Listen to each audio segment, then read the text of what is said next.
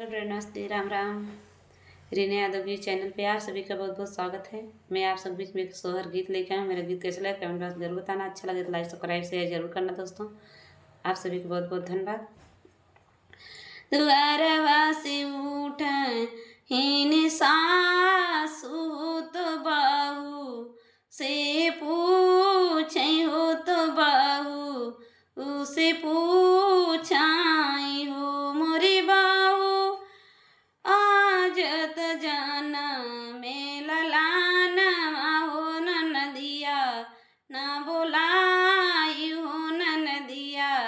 ना बोलाई हो मोरी बहुहर तोरेत जाना मेला लाना हो नदिया ना बोलाई हो नदिया ना बोलाई हो मोरी सासू ननद ही बोली नी बोलिया हो नाही हम बोलई बई होत नाही हम बोलई बाई हो मोरी न बहुअर आज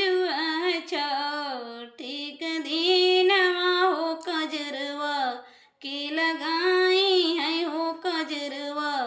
के लगाई है हो मोरी नन बहुअर आज ठीक दिन हो कजरवा के लगाई है हो कजरवा के लगाई है हो मोरी सासू आपन बोलाई ही बहिनिया हो कजरवा ओई लगाई है हो कजरवा ओई लगाई है हो मोरी सासू आपन बोला ए बहिनिया हो कजरवा ओई लगाई है हो कजरवा ओई लगाई है हो मोरी सखिया आई गई हमारी ननादिया हो तो ठाना